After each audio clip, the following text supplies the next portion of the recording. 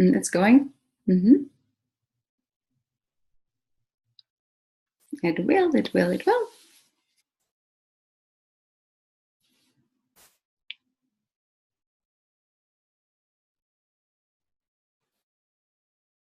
Hello, hello, hello, and welcome to Ignite Your Luminescent Life, Intuitive Business Mastery and SaaS with me, your host, Dr. Elena Estanol. I am a high-performance psychologist and an intuitive business mentor who empowers heart-centered entrepreneurs to express their divine calling through profitable and transformational businesses.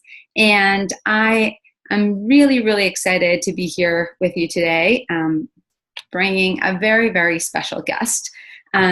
This is actually a pre-recording for a radio show that is going to be airing on my birthday, August 24th. But we decided that we wanted to allow all of you to give you a preview because this is just really, really special. Okay, if you are going to be listening to this on the radio, you can get the access to this recording at intuitivebusinessmastery.com/radio. And for the rest of you, I hope that you can join us and that you are here with us, joining us live, and that you can post your questions in on the thread so that we can then answer them for you. Okay, so who my guest is today is Shane Stevens. He is an integrative wellness and nutrition coach whose goal is to empower individuals to make really meaningful choices about their health and how to achieve high performance on a consistent basis by taking care of your body properly.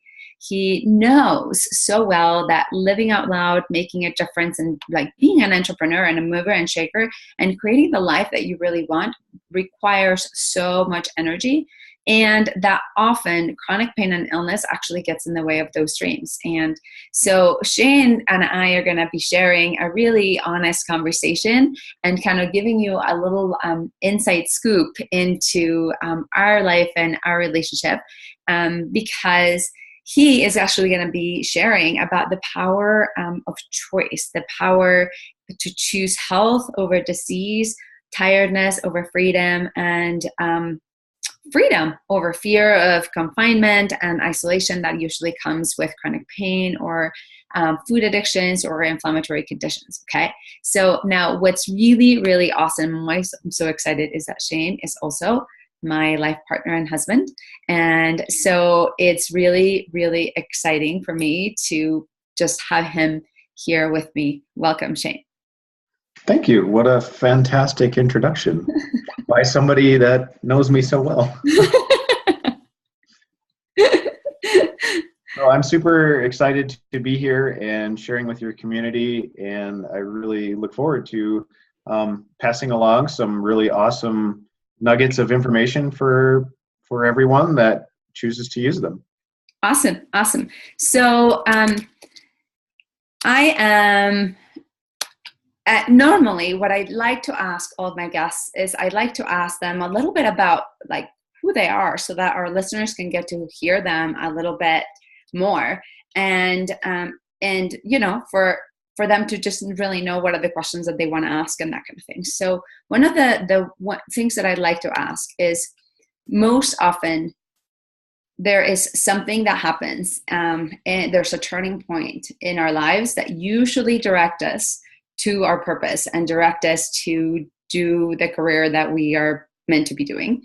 And so I'm kind of curious if you can share with us, like, what was that for you? Like, how did you actually get started in doing what you're doing?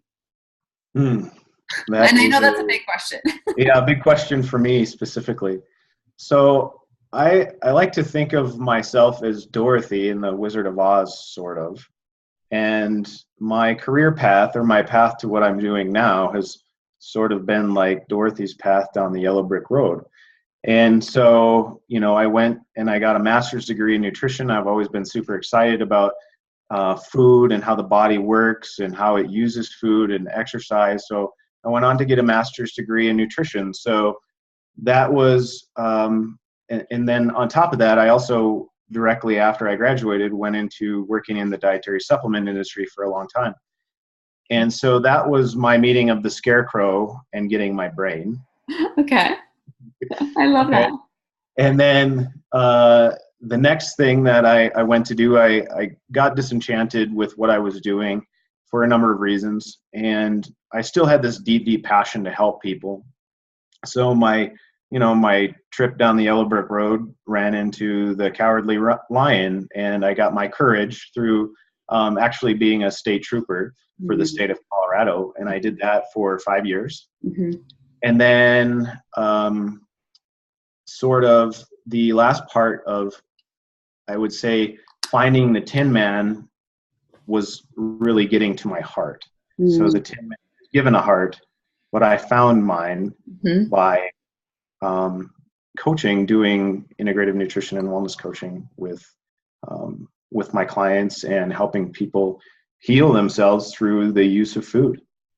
So I love that you're sharing a little bit about kind of like how your background and kind of gathering, the brain and the heart and those kinds of things. And, the best part of this interview is that because I know you so deeply, there was there's a lot of pain actually that led you down this path. And so, and I know that this is kind of a joint story, but I'd love for you to kind of share a little bit about kind of what that was for you that actually really kind of, in some ways kind of woke you up or reminded you, like, really, this is the thing that I need to be doing.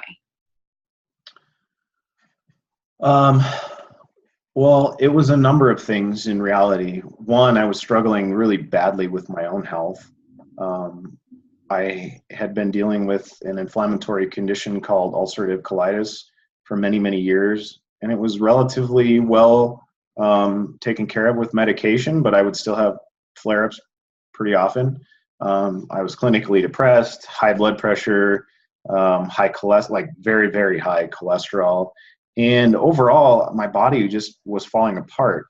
Like, I herniated a disc in my back. Wow. And this is, this is all happening to me when I'm a state trooper, right? Mm-hmm. So I'm thinking, okay, great. I have this career that, I like helping people. And the reason to do it is for the retirement. But after 5 years on the job, my body was falling apart. And I just had this realization of like, okay, so even if I can make it another 20 years in this job to collect my retirement, what's my quality of life going to be? Right. It's going to be terrible. Right. So what's the point? And, at the same time, I was sort of coming to this realization of needing to make a life shift. Mm-hmm. There was this great woman that I married to that also told me that we had a great opportunity to join a mastermind. Mm-hmm. And as much as I was hesitating toward that because I had just quit my job, mm-hmm. And decided to do health coaching, she convinced me that this was the right thing to do. So we spent, another $20,000 of money that I was now not supplanting with my income. And through doing this mastermind, it really gave me a lot of tools and confidence to be the coach that I am now. Mm-hmm. So, there was other things with obviously healing you from your diseases. Mm-hmm. Through food. I also healed myself. Mm-hmm. So I knew that I could do it and I had the tools to do it. It was just applying that and being able to tell people that I know how to help them, basically. Right. So there's a lot of things that you shared with us right now that are like pretty big.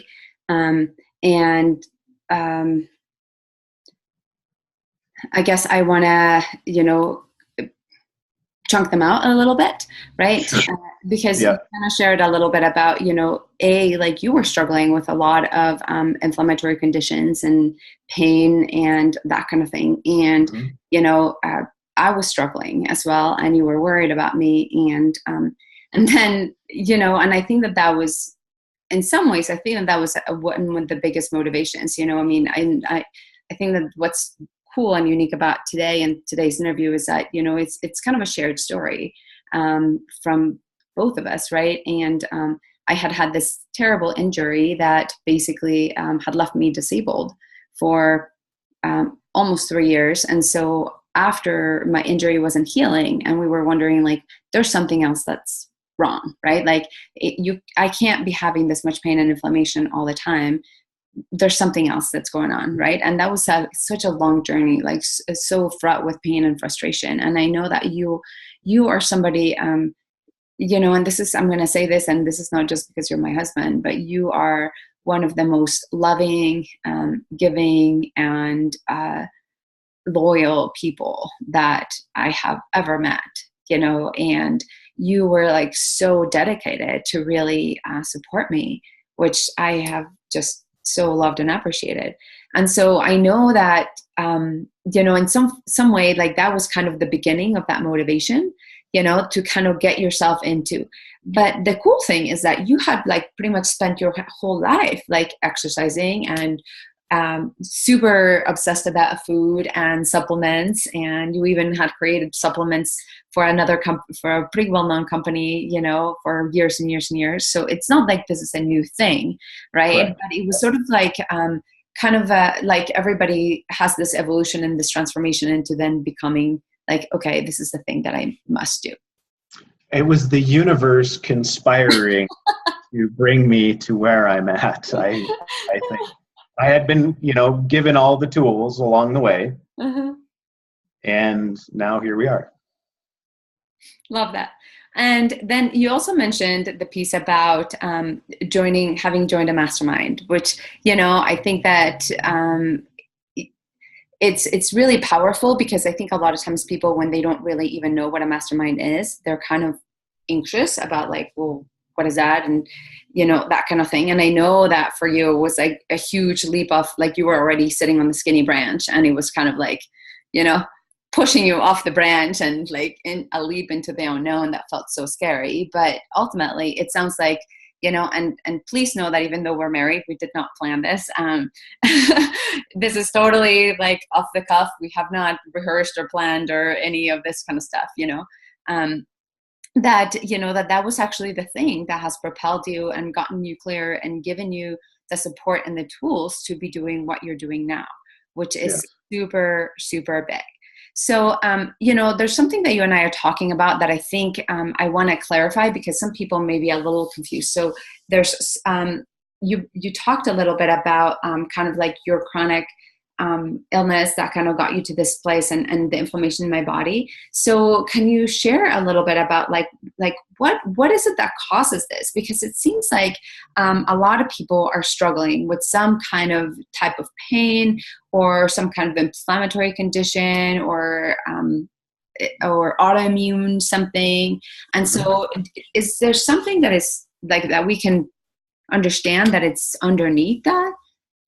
So chronic inflammation, because let me back up. So yes, please. Inflammation in general is something that is created by the body to actually help heal you. Okay. The body releases cytokines and different things to actually help heal you. So like if you get a cut on your skin, it gets red and swollen and maybe a little bit hot. That's inflammation happening, okay? That's what they call acute inflammation. The problem is when inflammation gets to be chronic, you always have some inflammation happening in your body all of the time. And the two major causes of that are issues with the gut and a lot of stress. Okay. So those are the two biggest things. So in my case, personally, as a law enforcement officer, I was struggling with a lot of inflammation from both things. I worked at night, so I had access to McDonald's and Burger King and IHOP as places to eat. So obviously I had a lot of gut issues from that, right? And on top of it, when you think about what a police officer does, everything that you do is life and death. Right. So your body's fight or flight response is engaged all day long. Right. Right. You go up, you go down, you go up, you go down. And that's terrible for your hormones. It's terrible for your body. So, I mean, I had the double whammy. Right. And that's how it really manifested for me, if that makes sense. Yeah. And so, gut issues and stress are the two major causes of chronic inflammation. Okay. Okay.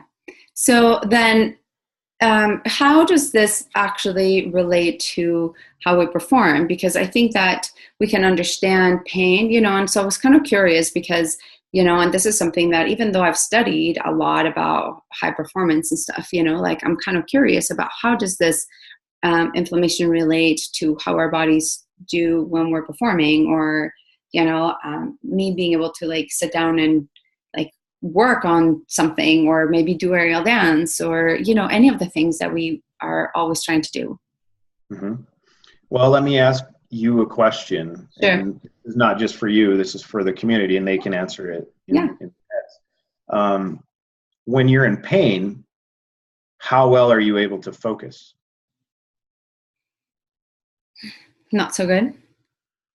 Not so good at all. Like, no. Pain is probably the thing that drains energy more than anything else. Yeah. You don't have energy, you can't focus on what you're doing. Right. Right. So, and it goes beyond pain, because not everybody struggles with pain. Right.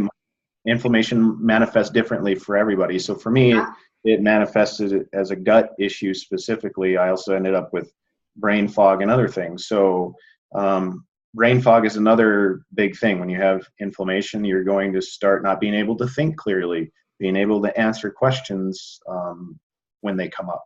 If somebody asks you an off-the-cuff question, it catches you off guard, you might not know. Or I've seen people that lose their train of thought in the middle of a sentence. Yes. Be interviewing me. I don't know. Yes. I was thinking, like me. Exactly. Yes.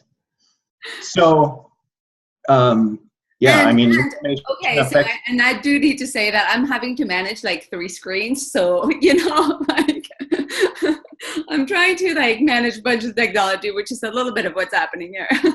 It was no reflection on what's currently happening or your current processes. This is only a reflection of what I've experienced from you before we started eating this way. I see. Okay. So I hope that helps you. Yeah, thank you. So did that answer your question, or were you looking? Yeah. Well, I mean, I think that it would be really helpful for our listeners to be able to start thinking about like, okay, so like, tell me a little bit more about, because, I want to know like, okay, so how does this affect me, right? So if I'm feeling fine and I don't have any pain, but there might be other, but I really, I want to perform my best, right? Like I want to feel my best. So that's kind of what I wanted to understand, kind of that connection between, inflammation and performance, or, the inverse relationship, I guess And so on top of pain and brain fog, it also really depletes your energy in general. Like when you have a lot of inflammation, your body's not able to access its energy stores quite as easily. And plus, on top of that, your hormones are sort of out of whack, so your body isn't responsive to the release of adrenaline and other things that would allow you to have better experiences when you need to be in flow and experiencing. Makes sense.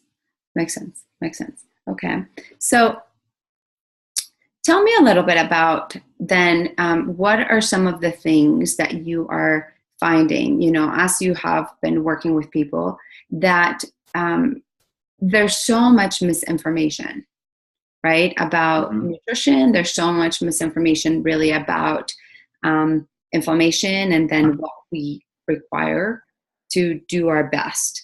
So can you share some things that you have found that are some of the things that most of us do in a general everyday life that are probably not conducive to our health? Well, the list is exhaustive.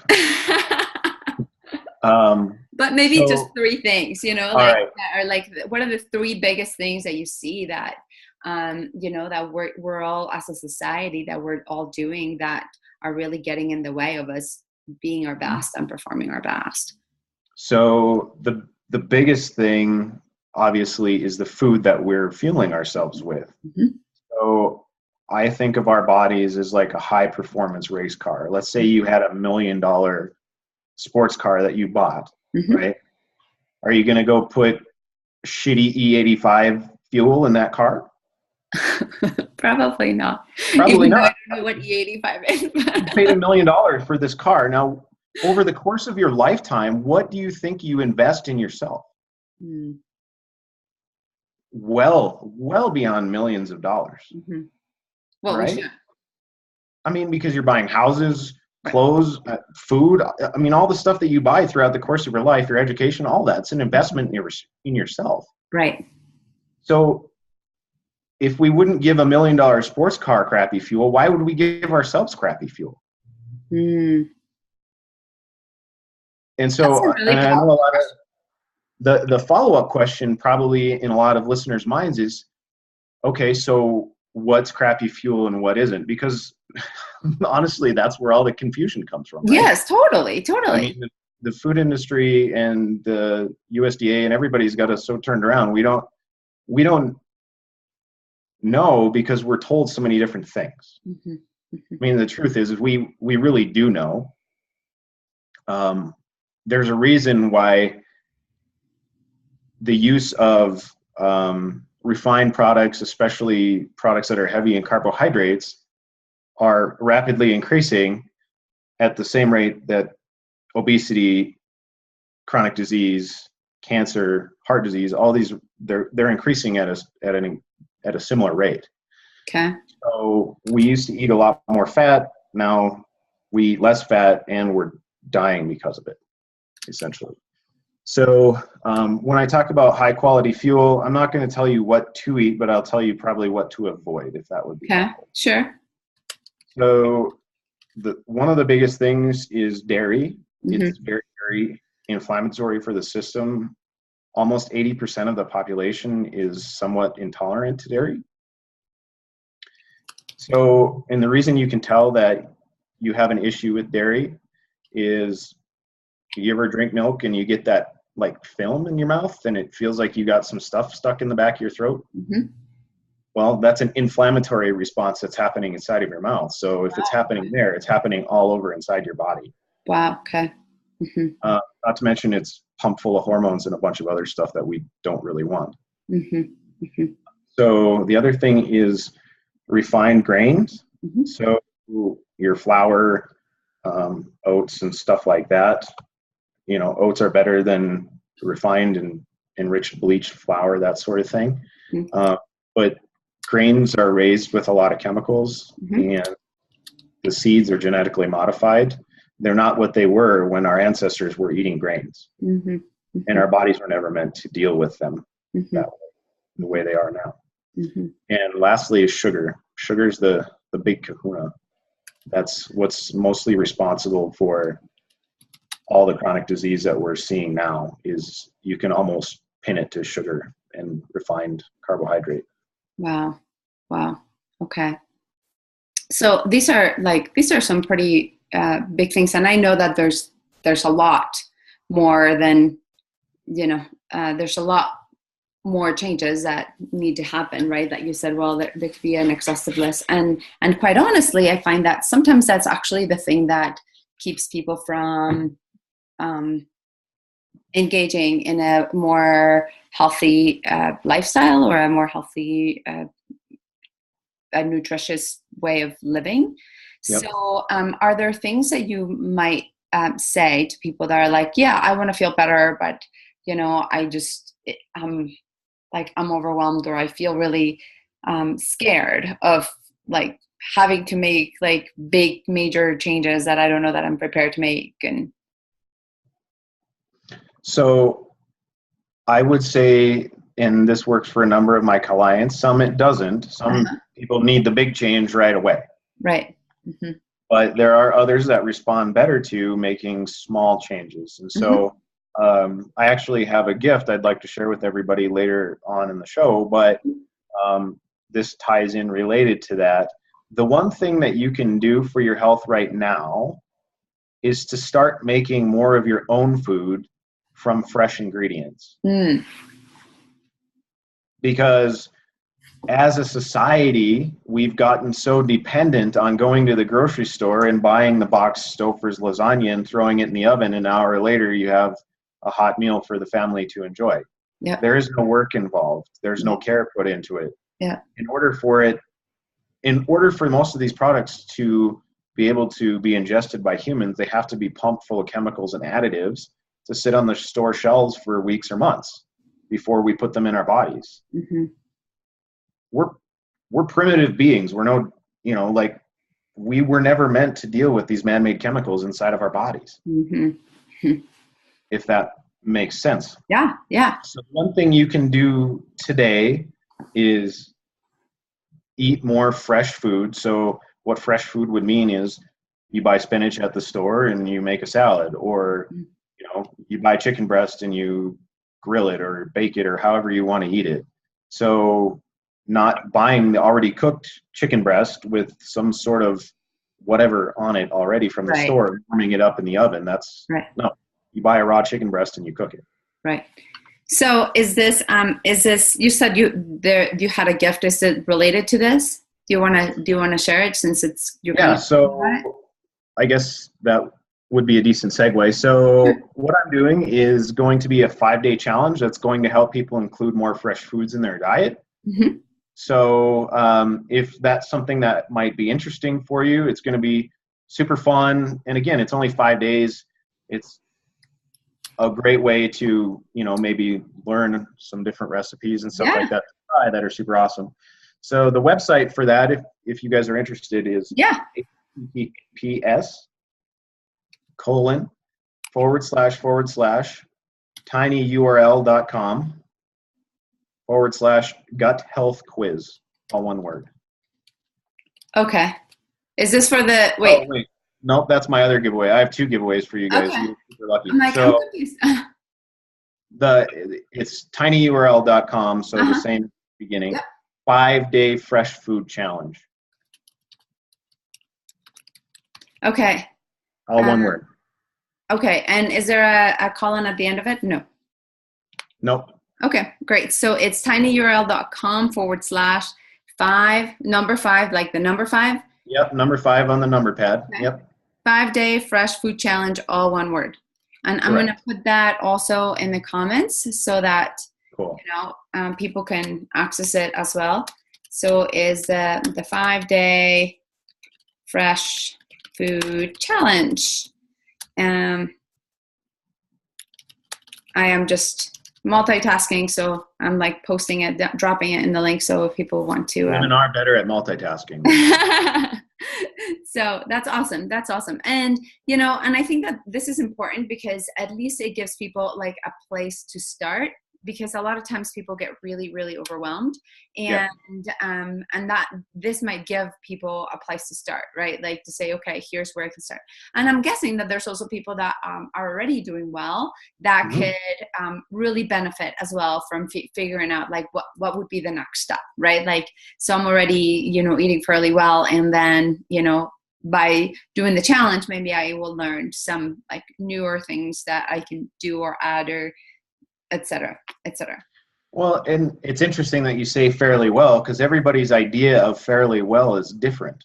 If you surveyed a bunch of people on the street and asked them how they ate, most of them would say they eat fairly well. But I think if you really looked at what they ate, it would be very, very different. So there's a disconnect between what either they believe that they're doing or if they're being completely honest with you. Yeah. Well, no, but I love that you're actually bringing that up, because it's true. It's true, right? That we might think that we're eating, in a certain way, and that's pretty good until we know or we learn about something else, right? So you and I are a perfect example of this. Yes. I mean, I've got a master's in nutrition, for God's sakes. I should know what and how to eat. The thing is what I know and how to eat from what I learned when I was learning about food there, and what I actually learned about food from based on my own research Mm-hmm. Two totally different things. A big part of the program that I went through is funded by the USDA. So there's a reason why part of what I learned about is wrong. So what you're saying is that your nutrition program, like when you actually were studying to become a nutritionist, that was Yes. funded by like the USDA? Is that what you said? Okay. Yeah, they partner with the USDA. So, Okay. yeah. Okay. And so then, is this true for most nutrition programs? And that's part of the reason why a lot of the information feels conflictive, that if you see a nutritionist that might give you like certain information, and then sometimes when you see integrative nutrition coaches like you, or integrative doctors and naturopaths, they will say different things. Is that part of the disconnect that's happening in our world regarding nutrition? Yeah, because you work with your clients based on what you know, right? Right. Well, when I was receiving that degree, I only knew what I was being told. Right. And at the time, it was balance, the energy balance model, Yeah. which is totally just bullshit based on what we now know. Okay. So there's some people that are going to be listening to this that are going to be going like, what are they talking about? Yeah. Yes. And so I just kind of want to clarify, like, so what's the energy balance model that you were taught, and why is that bullshit? And what is it like, why is it that then kind of coming to a fresh food model, like, fresh food model, nourishment base is better? Well, if you think about it in terms of quality, this goes back to the race car thing again. Yeah, please. Quality versus quantity. Mm-hmm. So most people, especially here in North America, we're looking to get quantity into our stomachs, and we always want more and more. Mm-hmm. Instead of giving ourselves high quality, fresh food. Mm-hmm. But the energy balance model does not work on a number of levels. And again, it goes back to quality. Mm-hmm. So the energy balance model states that essentially, if you eat a certain number of calories and you, through the course of your day, exercising, your resting metabolic rate, all the things that you do only expend a certain number of calories and they equal out, you shouldn't gain or lose anything. Okay. That's the basics of the energy balance model. Okay. Now, what do you think is going to happen to your body if you ate 100 calories worth of broccoli or 100 calories worth of Coca-Cola? Do you think your body would treat those two things differently? No. You don't think they would treat them differently? No, yeah. I think that they would be totally different. Yeah. I was thinking, you think that they're going to be the same. So no, they're not the same. They're totally different. Yes. They're very, very different. Yeah. So one's got vitamins, minerals, fiber, protein. It's got antioxidants. It's got a whole slew of things that's going to help your body work and perform better. Mm-hmm. And one of them is just poison in a can. Yeah. So really, food can either be your best thing in your life, or it can be poison. I mean, and that's really how it breaks down. Yeah. So what I'm hearing is like, really, food can be medicine, and food can be poison. Like, mm-hmm. And it all depends on what it is that we are taking in, right? And I love the race car analogy that you gave, because you said, we invest, millions of dollars into ourselves, and this actually brings us back to something that I wanted to ask you, because some of us are better at investing in ourselves than others.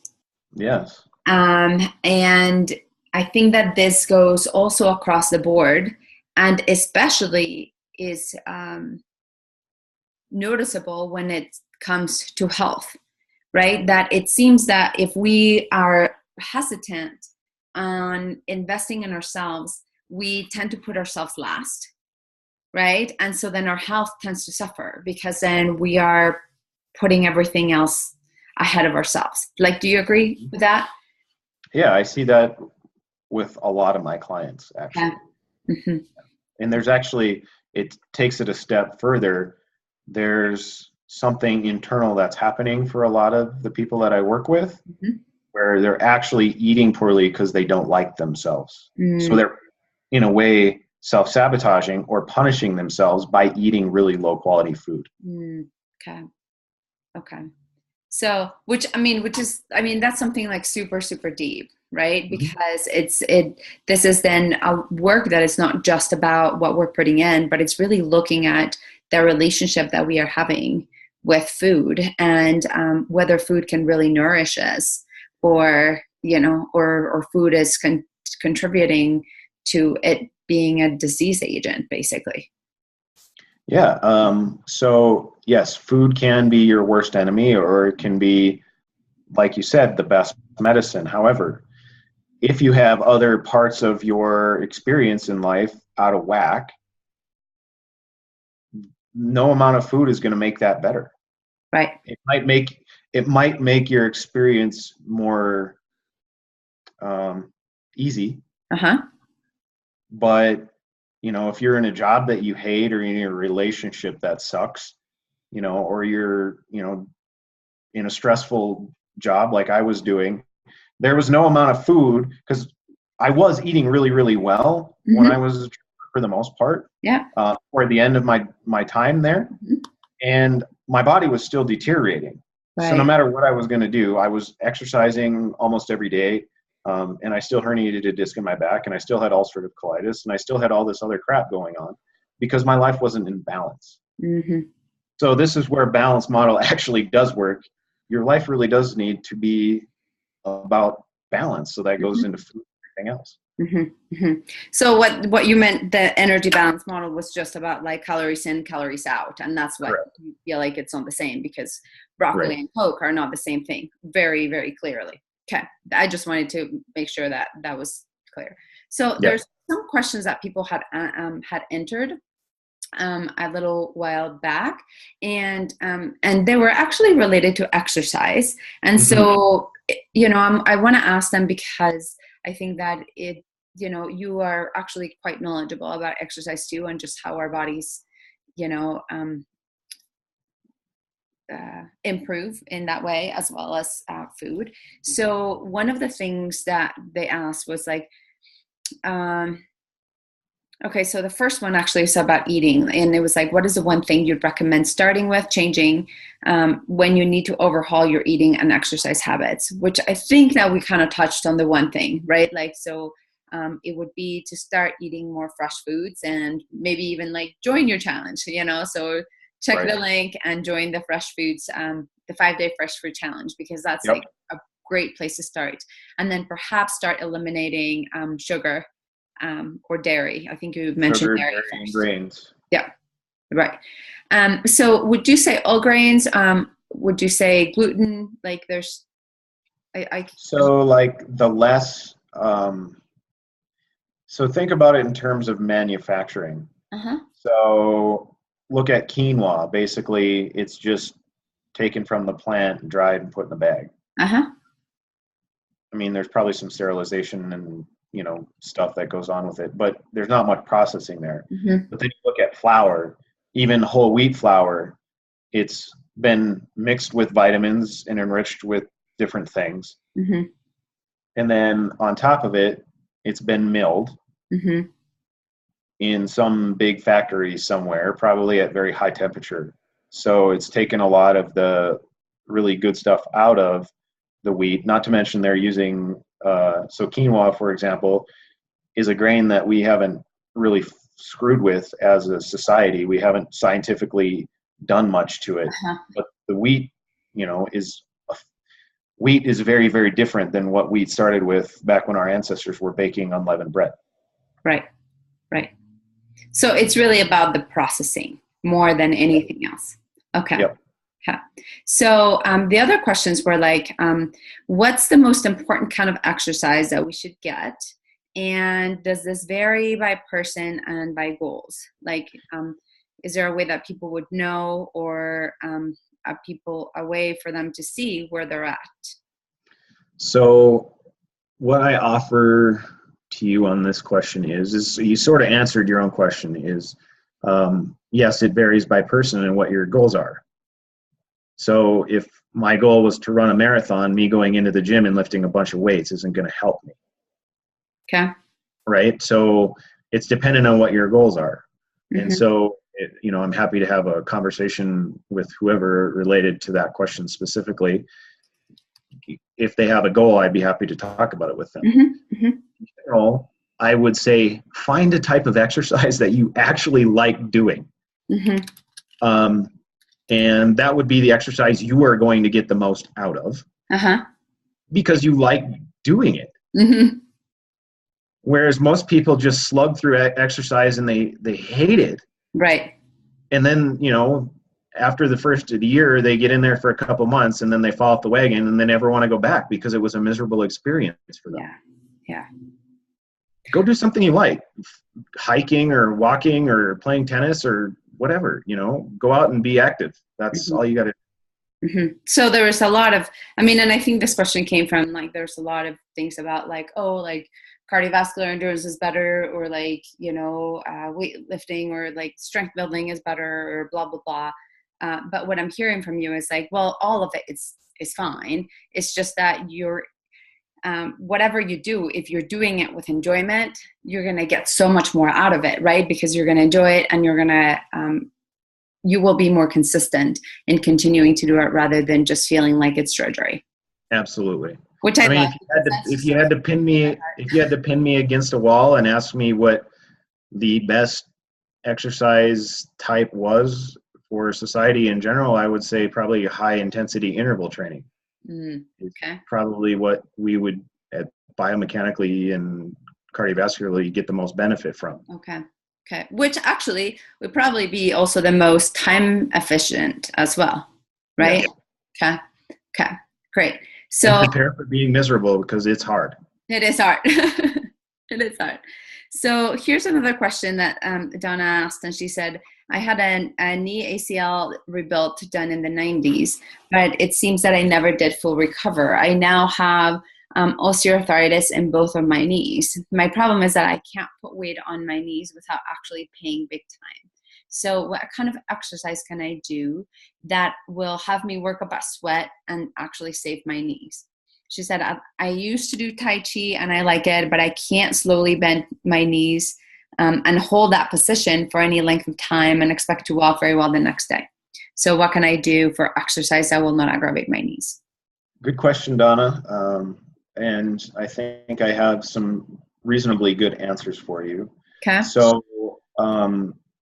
anything in a pool, so aqua size or, aerobics in the pool, lap swimming, so just doing swimming of any kind, there's deep water exercising you can do, anything in a pool, because you're buoyant in a pool, so you have less body weight, so you're able to actually not feel that pain on your knees as much. If that makes sense. Yep. Even going to the pool and walking across the pool would probably be really good rehab for her knees in general. Okay.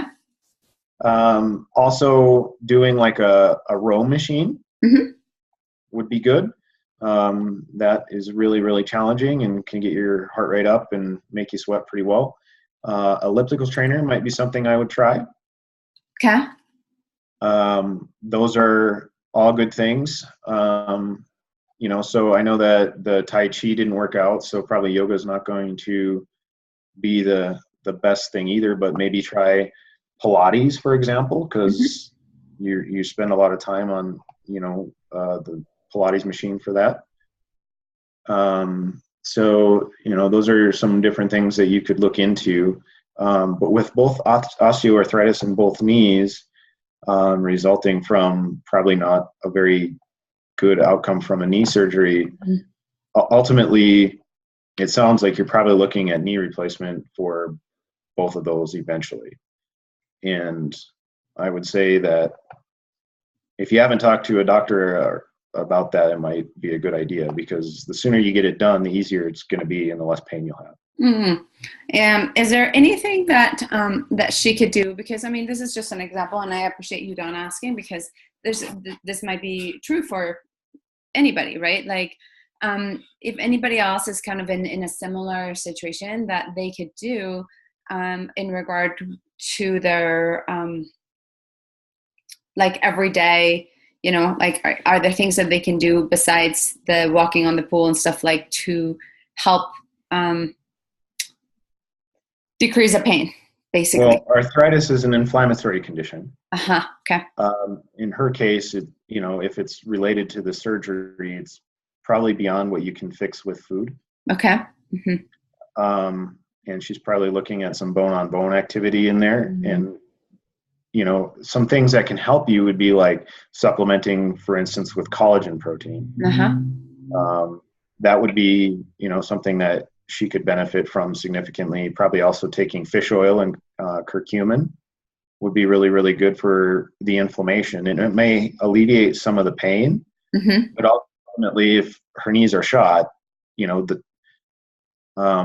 there is a place for Western medicine, and sometimes that, like breaking an arm, like no amount of good food is going to fix a broken arm. Right. No, which I love, and I also honor and appreciate that you can say, okay, well, there's things that can be done and helped through good nutrition and good supplements, and there's times when we really need to have Western medicine involved too.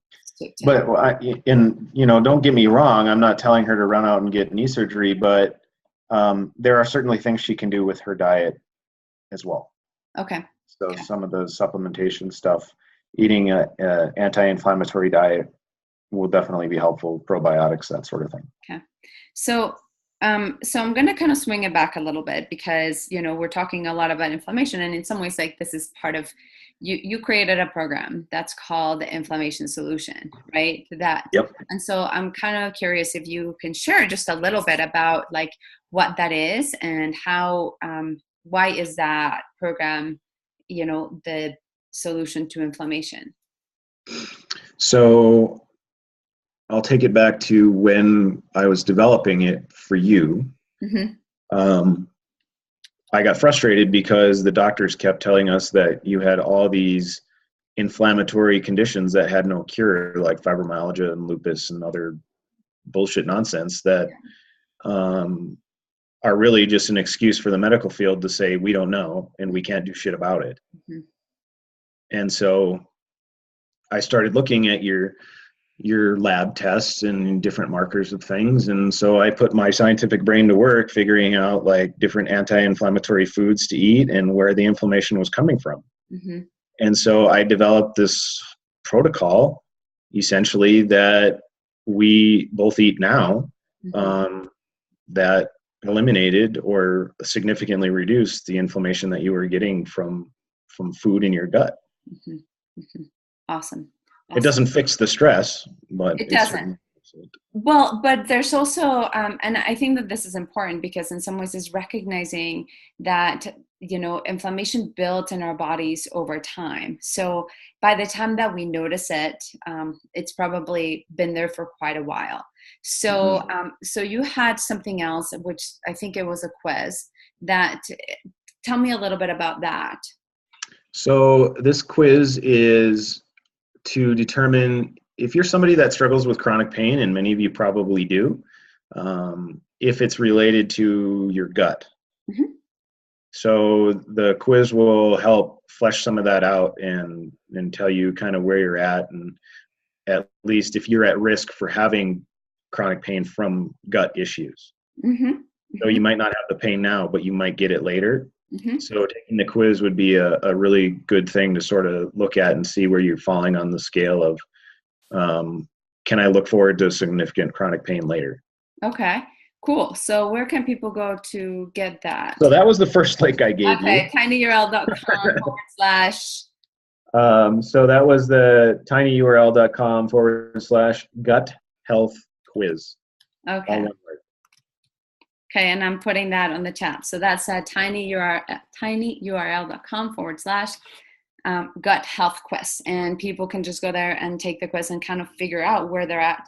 And some of the symptoms are not necessarily related to pain, but and we probably may have skipped a little bit of this, but basically that when there's something off in our gut, then we're not absorbing food quite the way that we need to be absorbing it. And then that is also contributing to some of the inflammation that the body is creating, and hence the pain that we might experience. Yeah, I forget the percentage, but it's a very, very high amount that most people are vitamin deficient of some kind. Mm-hmm. And a lot of that has to do with the quality of the food that we're eating. And the other part is we're not absorbing the shitty food that we're eating. Yeah. Yeah.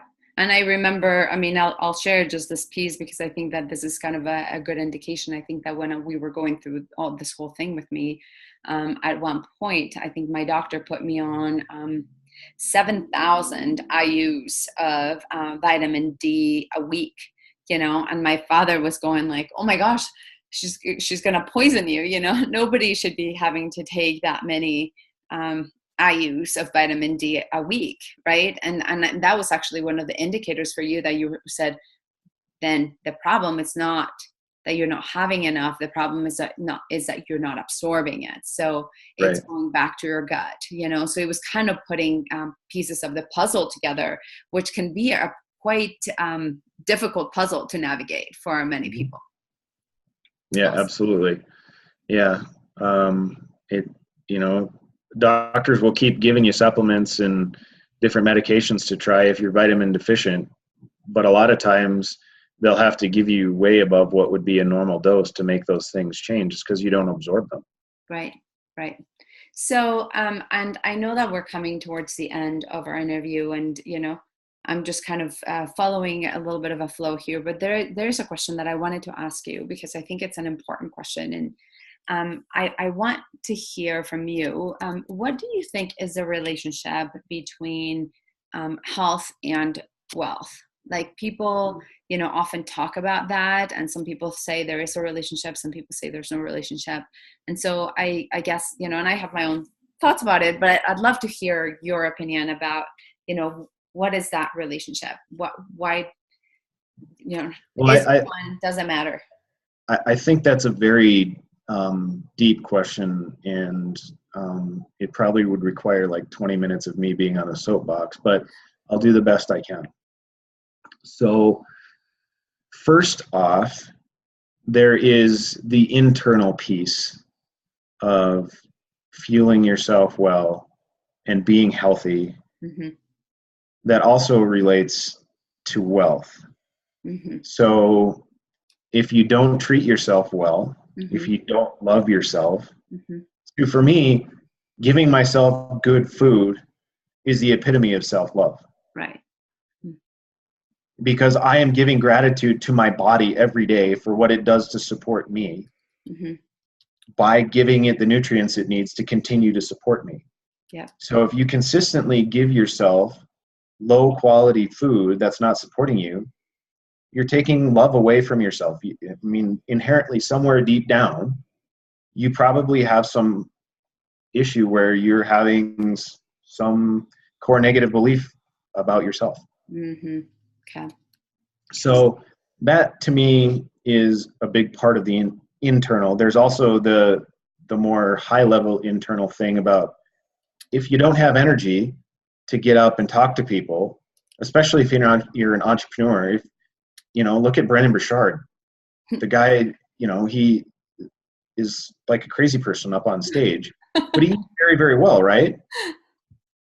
He's got this whole regimen that he lives by. Tony Robbins is the same thing. Those guys would not be anywhere near where they're at if they ate McDonald's every day.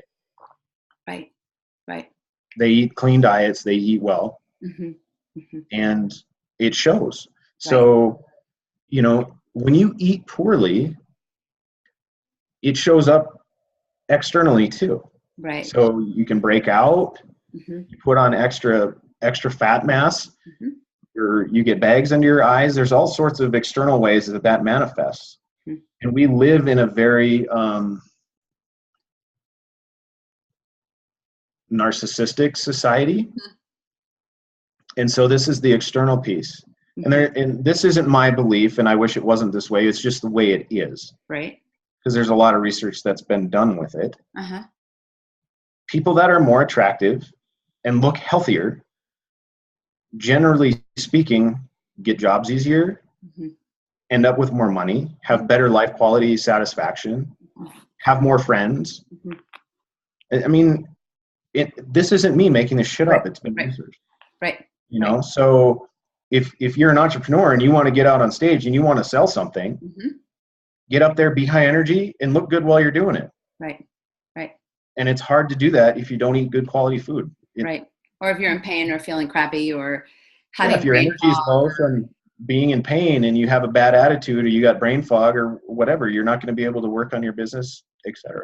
Right. Which I think that that's a huge, huge correlation. And I think that that's a really important message that ultimately, I mean, and this is something that I experienced firsthand, is that the biggest wealth that we have resides in our body, right? Because we are the vessel, we are who is capable of actually going and creating wealth and creating value in the world and making a difference. And when we're not taking care of ourselves, then we're not really able to do any of that. We can't give back to the world. We can't really generate any wealth. We can't really do any of those things. So it totally makes sense that being able to really look at and start with our health to be able to perform at those really high levels, it's like exactly what we need to do. I'm super, super honored and so excited that we got to do this today. Is there we have maybe a minute. Is there like a one thing, sentence, last thought that you want to leave people with? Eat more fresh food and you're going to start feeling better. Great. So join you on your challenge, right? Come join me for the challenge. It's totally free, and I think you're going to have fun and you possibly win something cool. So yes, that's awesome. That's awesome. Well, Shane, thank you so much. I am just really delighted that you were willing to do this and share your expertise and your story vulnerably and valuable tips for our audience. So go ahead and go to tinyurl.com 5-day fresh food challenge and join the challenge, or the other one is tinyurl.com gut health quest to kind of figure out where you're at with your gut. So thank you so much, and until next time, defy the ordinary, become extraordinary. This is Dr. Elena Estanol and Shane Sabin signing off. Have a great day. Bye-bye.